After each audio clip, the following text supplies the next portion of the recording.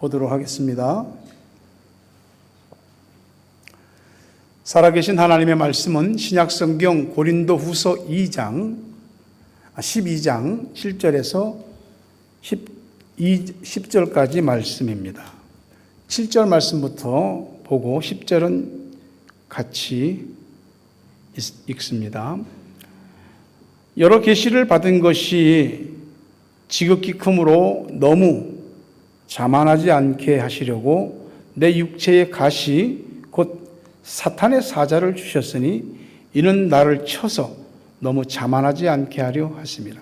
이것이 내게서 떠나가게 하기 위하여 내가 3번 주께 간구하였더니 나에게 이르시기를 내 은혜가 네게 족하도다. 이는 내 능력이 약한 데서 온전하여짐이라 하신지라. 그러므로 도리어 크게 기뻐함으로 나의 여러 약한 것들에 대하여 자랑하리니 이는 그리스도의 능력이 내게 머물게 하려 함이라. 같이요. 그러므로 내가 그리스도를 위하여 약한 것들과 능력과 궁핍과 박해와 곤고를 기뻐하노니 이는 내가 약한 그때에 강함이라. 아멘. 하나님은 여러분을 사랑하시고 기억하시고 또 눈여겨보시고 모든 일에 하나님의 백성으로서 그분의 자녀로서 하나님께서 책임지시고 인도하시고 때를 따라 복과 은혜를 주시는 줄로 믿습니다. 오늘 또 주님의 전에 찾아나와 예배드리는 여러분 위에 하나님의 은혜가 이슬같이 햇살같이 또 감당할 수 없는 큰 빛과 폭우와 소낙비 같은 축복으로 이루어지게 되기를 주의 이름으로 축원합니다. 함께 인사하십시다. 시작. 사랑합니다. 축복합니다. 네.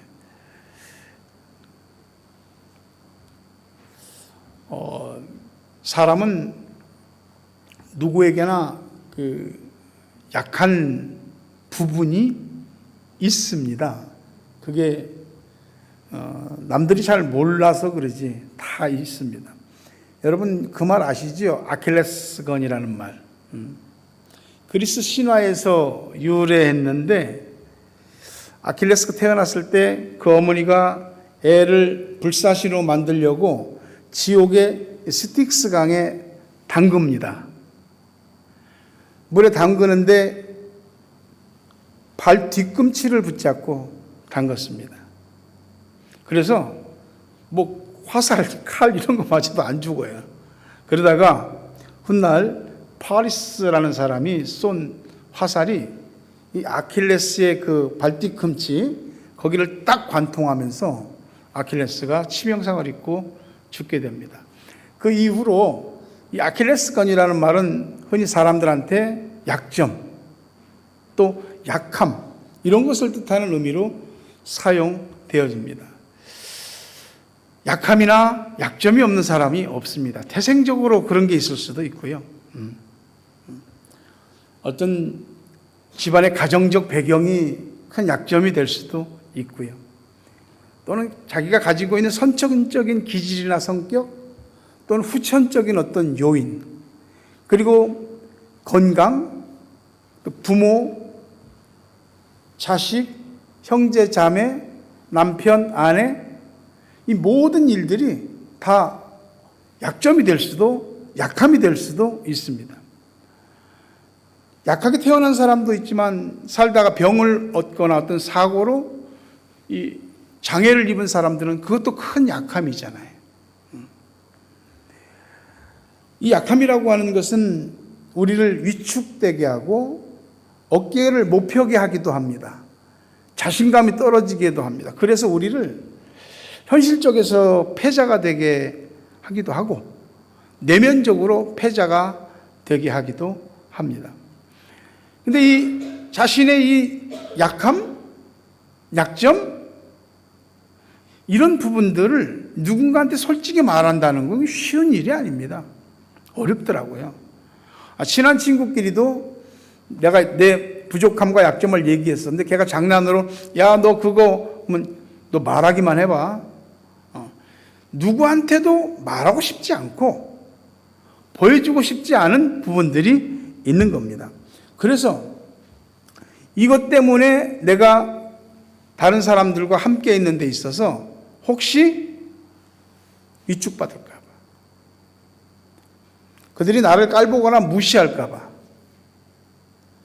혹시 그들 앞에 내 약함이나 약점이 그들이 나를 넘어뜨리는 어떤 기회로 쓸까 봐, 여러 가지 많은 생각에 또 내 자존감 때문에 말하지 않습니다. 말하지 않으면 어떻게 되냐면 감추지요. 포장을 하게 되죠. 하지만 우리가 그것을 드러내든 감추든 간에 우리 안에 이 약함, 약점이 있다는 건 부인할 수가 없습니다. 솔직히 우리가 우리의 약함을 인정할 때 하나님 앞에 기도할 수도 있고요, 사람들과도 훨씬 더 깊은 공감대를 형성할 수 있습니다. 근데 그거 보이기 싫으니까 다들 가면 하나씩은 쓰고 삽니다.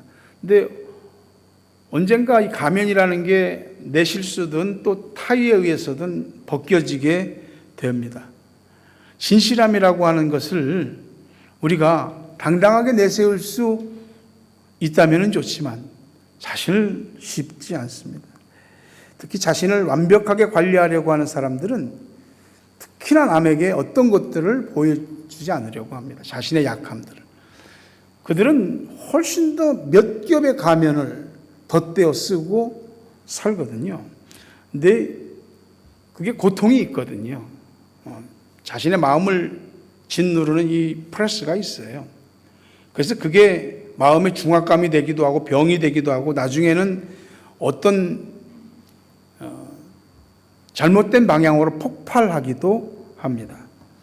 특히 왜 나만 이런가 라고 할 때에 훨씬 더 심각하게 됩니다. 우리는 자신의 이 약함이나 야, 이거 왜 이렇게 된 상태에서 가만 내버두냐? 자신의 약함이나 무능함이라고 하는 것을 굉장히 부담스럽게 여기고 그것을 눌림과 그 침체로부터 벗어나려고 애쓰죠. 뭔가 더 채우려고 그러고 강해지려고 하고 남들한테 그렇게 약한 또 모습들을 보이지 않으려고 몸부림칩니다. 기를 쓰거든요. 힘을 키우고. 근데 있잖아요, 우리한테 약함은. 여러분은 지금까지 살아오시면서 어떤 약함들을 겪으셨어요? 지금의 약함은 무엇이에요? 그것 때문에 혹시 가면 쓰고 있나요?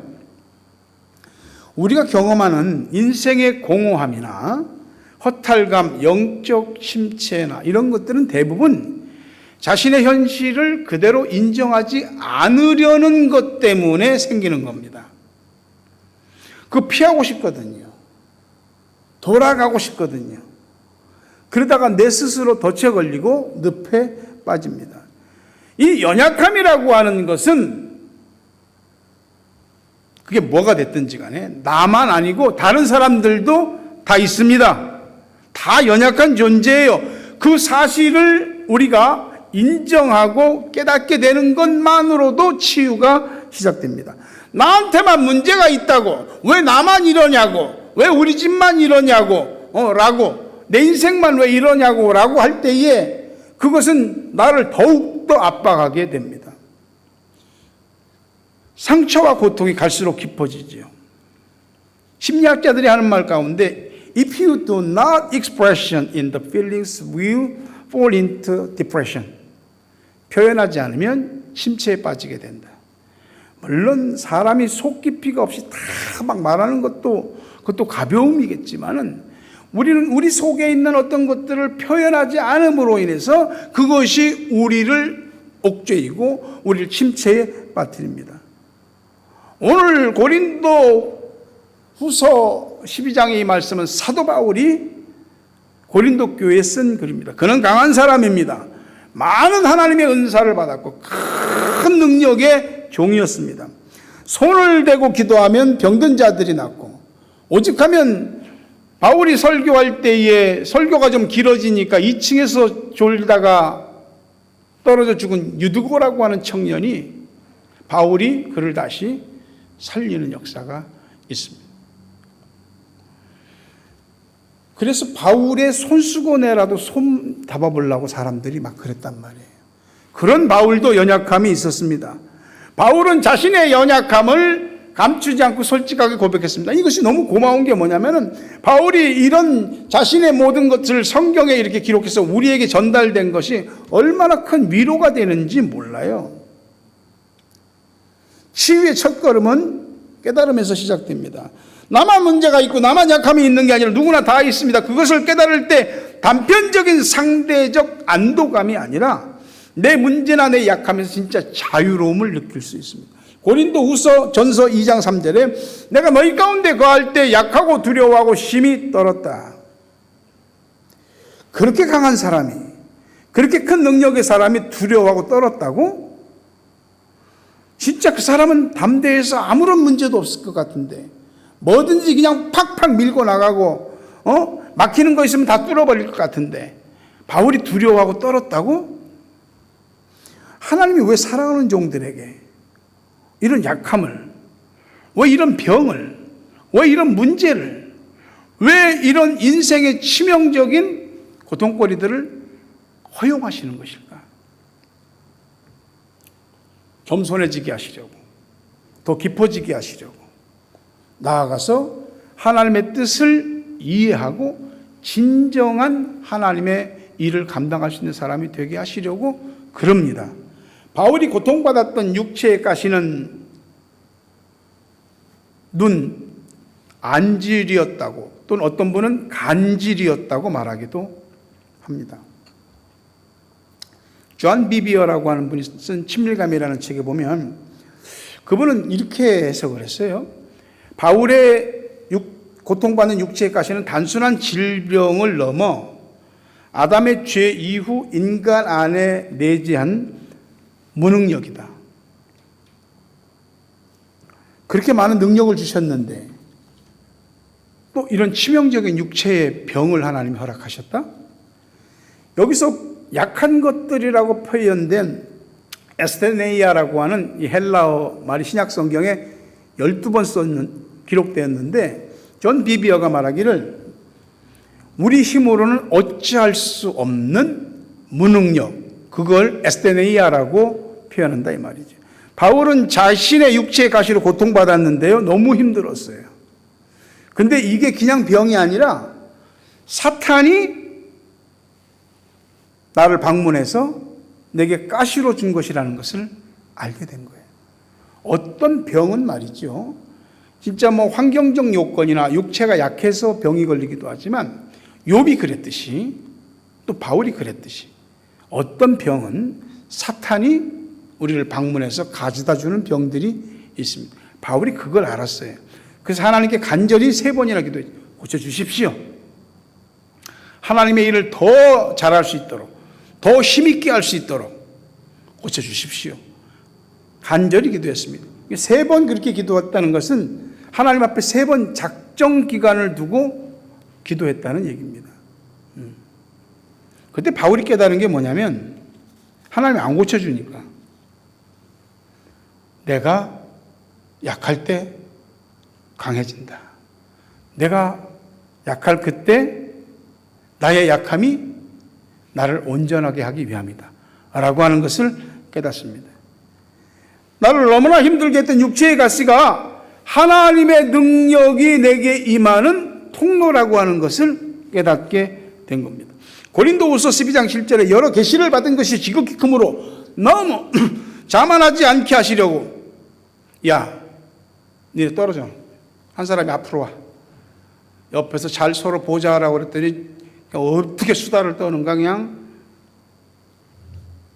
고린도후서 12장 7절에 보니까 여러 계시를 받은 것이 지극히 크므로 너무 자만하지 않게 하시려고 내 육체의 가시 곧 사탄의 사자를 주셨으니 이는 나를 쳐서 너무 자만하지 않게 하심이라. 자만하지 않게. 12장 9절에도 나에게 이르기를 내 은혜가 내게 족하도다. 이는 내 능력이 약한 데서 온전하여짐이라 하신지라. 그러므로 도리어 크게 기뻐함으로 나의 여러 약한 것들에 대하여 자랑하리니 이는 그리스도의 능력이 내게 머물게 하려 함이라. 교만하지 않게 하시려고. 근데 이거 바울한테 비난거리가 될 수 있는 겁니다. 아니 그렇게 엄청난 능력을 행하는 사람이 지 병 하나 못 고친다고? 지 주제를 먼저 살펴야지.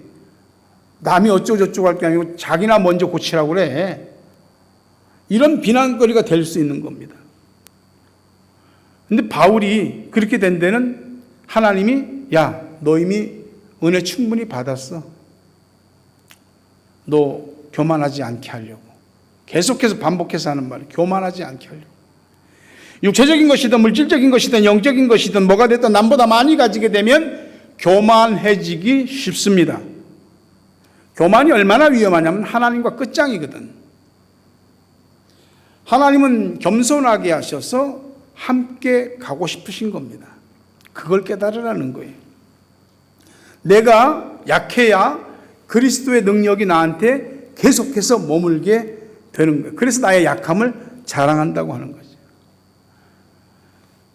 뉴질랜드 땅에 와서 키우교회 빌려서 예배를 드리면서 제약이 있으니까 남의 교회 빌려서 예배 드리니까 교회를 허락하십시오. 주십시오. 마음껏 예배, 마음껏 기도, 마음껏 찬양, 마음껏 교제, 이 시간에 억압받지 않고 마음껏 성도들이 지낼 수 있는 교회 달라고. 하나님이 10년의 기도를 들으시고 지금의 자리를 허락하셨고 너무나 감사했죠. 감사했는데 이 감사하다는 말을 여러 번 하다 보니까 이게 자랑이 되더라고요. 그러면서 나도 모르게 교만해지더라고요. 그리고 내가 뭐라도 된 것처럼 혈기도 부리게 되더라고요. 하나님이 코로나 바이러스 이후에 탁 꺾어버리시고 낮게 또 낮게 별별 일을 다 겪고 보게 하면서 낮게 또 낮게. 그래서 감사한 부분이 많습니다. 감사한 부분이. 관심 없으시면 내버려 두셨을 텐데 뭐 어떻게 하다가 어떻게 되든지 말든지 내버려 두셨을 텐데 이렇게 낮아지게 하시니 너무나 감사한 겁니다. 하나님만 그분만 바라볼 수밖에 없도록 하시니 감사한 겁니다. 그래서 내 약함을 결코 부끄러워하지만은 않습니다.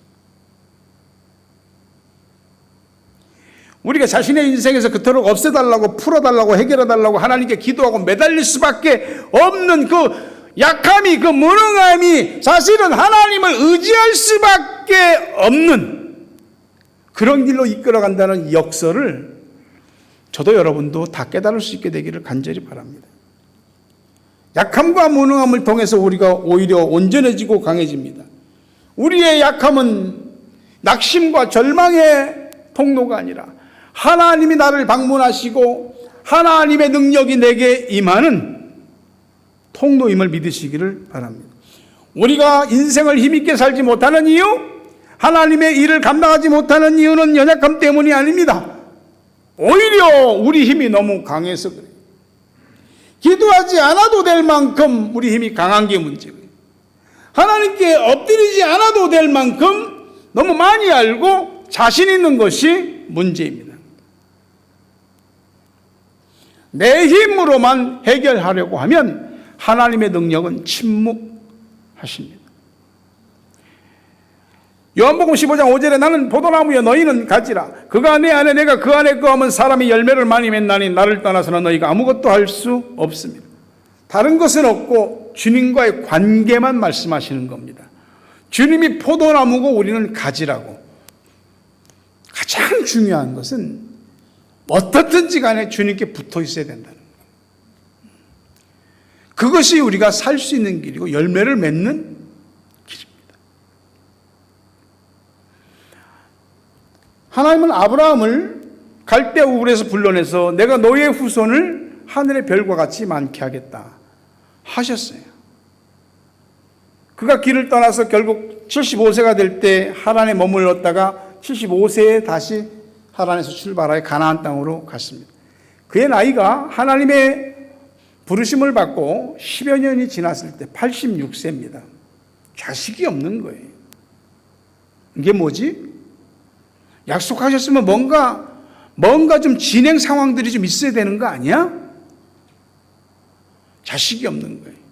그래서 근동의 관례를 따라서 아내가 이야기한 대로 아내의 여종인 하갈과 동침하여 86세의 아들을 낳았으니 이스마엘입니다. 육신의 힘이 있을 때 낳은 아들이 이스마엘입니다.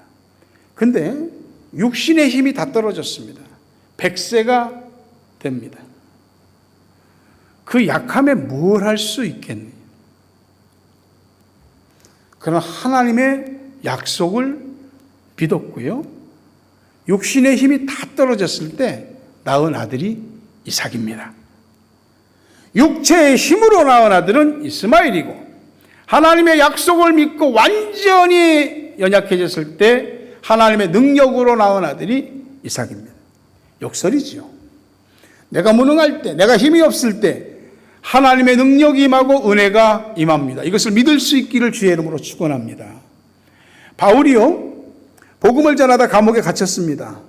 그는 솔직했습니다. 생애 마지막에 비장한 각오로 나는 오로지 주님만 바라보다가 여기 감옥에서 죽는다, 그렇게 말하지 않았습니다. 자신의 영적 후계자이고 영적 아들과 같은 디모데에게 부탁합니다. 감옥에 있으면서 하나님이 함께 하심을 늘 확신했죠.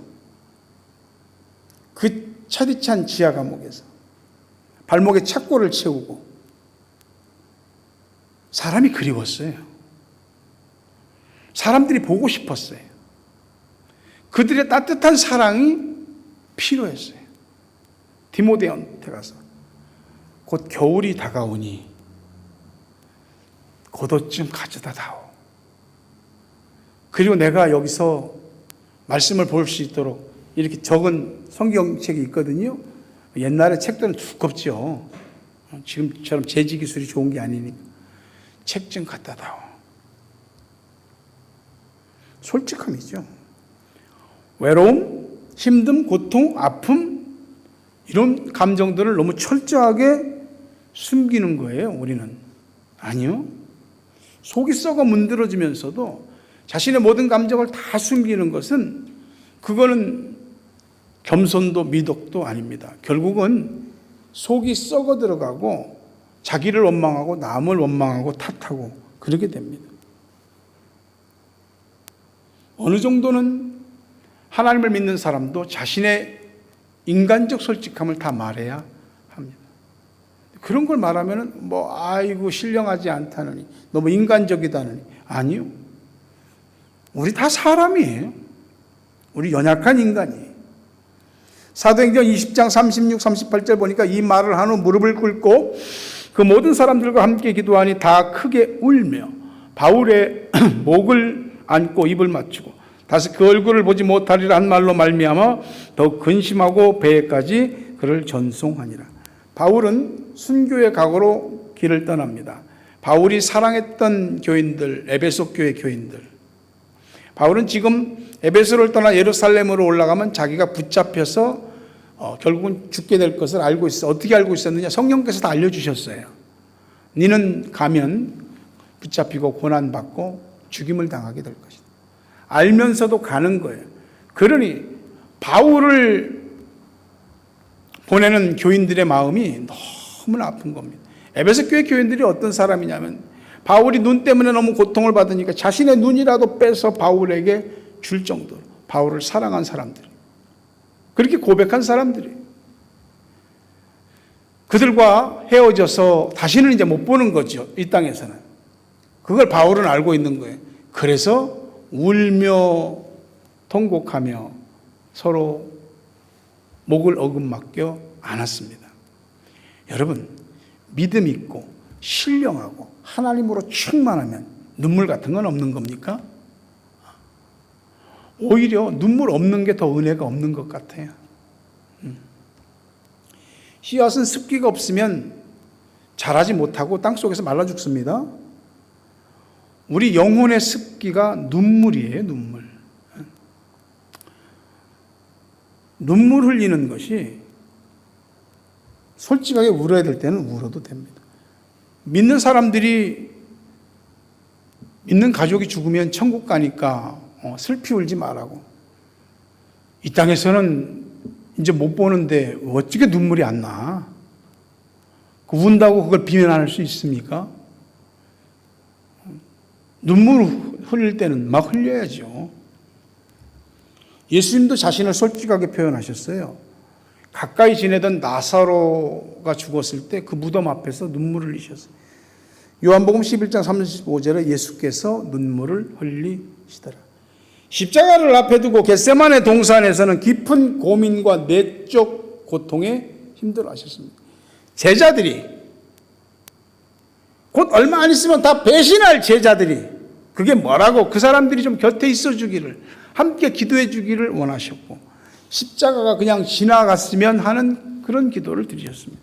마태복음 26장 37, 38절 보니까 베드로와 세베대의 두 아들을 데리고 갈 때 고민하고 슬퍼하사 이에 말씀하시되 내 마음이 매우 고민하여 죽게 되었으니 너희는 여기 머물러 나와 함께 깨어 있으라 하시고, 고민하고 슬퍼하셨습니다.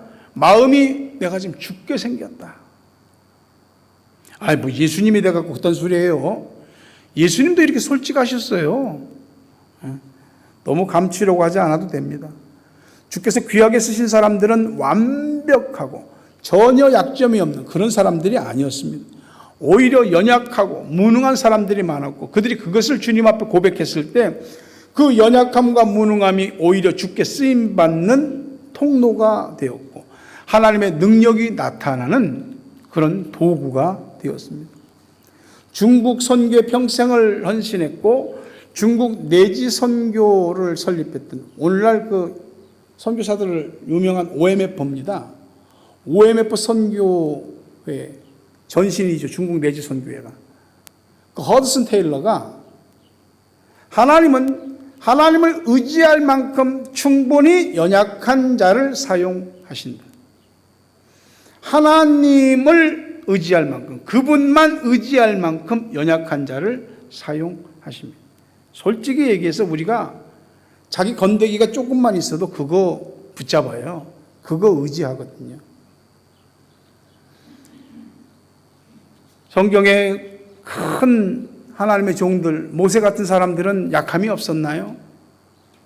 얼마나 그 이스라엘 백성들을 이끌어가는 그 과정이 힘들었는지. 하나님, 이 백성 내가 낳았습니까? 내 새끼입니까? 어찌 이렇게 고통스럽습니까? 모세도 하나님 앞에 그 고통을 항변했습니다. 불의 종이라고 불리는 엘리야는 얼마나 두렵고 고통스러웠는지, 자기를 죽이려는 이세벨 왕후에게 쫓겨서 도망가다가 로뎀나무 아래서, 로뎀나무가 큰 활엽수가 아닙니다. 쌀래기 나무, 그늘이라고 막 조금 몇 개 지지 않는 그런 나무예요. 그 나무 밑에서 땡볕을 피하면서 차라리 지금 죽여주십시오. 이사야, 예레미야, 에스겔, 수많은 종들이 다 약함을 가지고 있었던, 무능함이 있었던 사람들, 그런 그들이 하나님 앞에 섰을 때, 자신의 모든 약함과 무능함을 내놓았을 때 하나님이 그것을 빚어서 하나님의 능력으로 나타나게 하셨습니다. 우리는 우리 육체와 감정과 현실의 그 모든 것에 있는 연약함과 무능함을 주 앞에 인정하셔야 됩니다. 아는 거, 경험, 여러 종류의 힘으로 해결하려고만 급급해하지 말고 그것이 나와 하나님을 연결하는 통로임을 깨닫고 사탄의 사자를 물리치셔야 됩니다. 내 힘과 능력으로 어찌 해볼 수 없는 일들, 위기, 두려움, 분노, 연약함의 감정들이 있잖아요. 그거 강하게 해서 이겨내려고, 강한 척만 해서 넘어서려고 그럴 수는 없거든요. 그럴 필요 없습니다. 다시 얘기하지만 약함과 약점과 무능함은 누구에게나 있습니다. 인정하고 그것 통해서 하나님의 능력이 나타나기를 오히려 사모하십시오. 내 약함을 빌미로 나에게 와서 가시를 주어 사탄의 사자가 지 맘대로 나를 이리저리 요리하고 이리 끌고 다니고 저리 끌고 다니고 이리 패대기 치고 저리 패대기 치고 그렇게만 당하지 말고 내 육체의 가시를 통해서 오히려 하나님의 능력이 임하고 나타날 수 있도록 하는 믿음의 사람, 주의 사람들 되시기 바랍니다. 그때 나의 약함은 진짜 참된 약함이 되죠. 여러분들이 너무도 힘들어하는 그 모든 약함과 무능함을 하나님은 다 아십니다. 하지만 우리가 그 약함과 무능함 때문에 낙심하고 실망하고 주저앉고 포기하고 고통스러워하고 원망과 불평의 늪에 빠져서 허우적거리는 것은 원치 않으십니다. 어떤 육체의 가시가 있습니까? 오히려 그것 때문에 하나님의 능력을 구하십시오. 나에게 이런 가시를 허락하신 하나님, 그분의 마음, 그분의 뜻을 이해할 때, 깨달을 때, 순종할 때 우리의 약함은 오히려 온전함과 강함으로 바뀌게 될 줄 믿습니다. 말씀을 맺으려 합니다. 다들 강하려고 합니다. 은연중에라도 채우려고 하고 남들한테 꿀리지 않을 만큼 계속해서 뭔가를 만들어 가려고 하죠. 나쁜다고 할 수는 없습니다. 하지만 그 강함과 풀로 채워짐이 능사는 아닙니다. 오히려 건강할 때보다는 몸이 약해지고 질병으로 아플 때 하나님을 더 찾잖아요. 뭔가 가득 채워졌을 때보다는 없을 때 하나님을 더 찾고 의지하잖아요. 우리에게 뭔가 꼭 해결되어져야 될 일이 있을 때 그때 하나님을 더 찾고 바라보고 기도하게 되잖아요. 우리의 약함은 약함이 아닙니다. 그리스도의 능력이 내게 계속해서 오래도록 머무는 그릇과 같습니다. 사도 바울의 고백처럼 내 능력이 약한 데서 온전해진다. 내 약함이 내가 약할 그때 곧 강함이다. 이 바울의 역설적인 고백과 이 성경의 진리를 우리가 모두 깨달을 수 있게 되기를 바랍니다. 그래서 기도할 수밖에 없고 내 약함과 무능 때문에 하나님의 은혜에 기댈 수밖에 없는 여러분 되시고 부디 자신의 그 약함과 때로는 무능함을 통해서 오히려 하나님의 능력이 크게 나타나는 여러분 되시기를, 가정 되시기를, 현실이 되시기를 주의 이름으로 축복합니다. 약할 때 강함 주시네.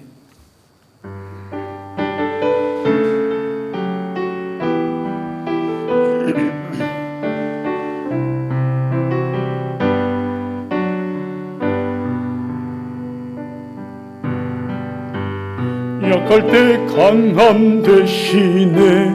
나의 보배가 되신 주 나의 모든 것. 주 안에 있는 보물을 나는 포기할 수 없네. 든고 예수 어린 양 전 귀한 이름 예수 어린 양 현 이름 다 함께 일어나서 찬양합니다. 십자가 죄사하셨네. 주님의 이름 찬양해. 주 나의 모든 것. 쓰러진 나를 세우고 나의 빈 잔을 채우네. 주 나의 모든 것. 예수 예수 어린 양 전 귀한 이름 예수 어린 양 전 귀한 예수 어린 양 예수 어린 양 전 귀한 이름 예수 어린 양 전 귀한 이름. 오늘 말씀 생각하며 합심해서 기도하겠습니다. 어떤 약함이 있습니까? 그것 때문에 고통받는 게 있습니까? 그것은 낙심과 절망의 코스가 아니라 오히려 하나님의 은혜가 임하고 하나님의 능력이 나타나는 통로입니다. 간절히 기도하시고 약할 때 강함 주시는 온전케 하시는 그분의 이름을 사모하시기를 바랍니다. 거룩하신 아버지 하나님, 강해지려고 내 삶의 여러 많은 것들을 채우려고 남 앞에 부끄럽지 않으려고 또는 자랑하려고 부단히 애를 썼습니다. 살면서 약해지는 일이 종종 있습니다. 그것 때문에 마음이 너무 아프고 눈물이 나고 그 고통의 무게에 짓눌려 주저앉아 일어서지 못할 것만 같기도 합니다. 약할 때 강함 주시는 주님, 주 예수 그리스도의 그 이름이 우리와 함께 하시는 줄 믿습니다. 내가 나를 포기하는 그 순간에도 주님은 결코 나를 포기하지 않으시니, 내가 이미 모든 손을 놔버린 일에 다시 손을 얹어주시고 주의 역사가 나타나게 하실 것을 믿습니다. 이 시간 기도합니다. 우리의 약함을 긍휼히 여겨 주시옵소서. 하나님의 능력이 임하는 기회와 통로가 되기를 원합니다. 육체의 약함과 삶의 약함과 가정적인 어떤 약함과 태생적인 또는 후천적인 여러 모든 약함들, 우리 하나님의 은혜 가운데 강함으로 온전하여짐으로 변화되게 하여 주시고, 하나님께서 허락하신 사탄의 사자를 오직 하나님을 바라보고 의지함으로 추방시키고 이겨낼 수 있는 저들 모두가 되게 하여 주시옵소서. 예수 그리스도의 은혜와 하나님 아버지 사랑과 성령님 교통하심이 오늘 약할 그때에 온전해지고 약할 그때에 그리스도의 강한 능력이 임하고 머물게 된 역설의 진리를 깨닫게 된 우리 모두 위에, 가정 위에, 자녀 위에, 생업 위에, 고국 땅과 세계 각지에 있는 사랑하는 우리 가족들, 기도의 동역자들 위해 이제로부터 영원토록 함께 있을지어다. 아멘.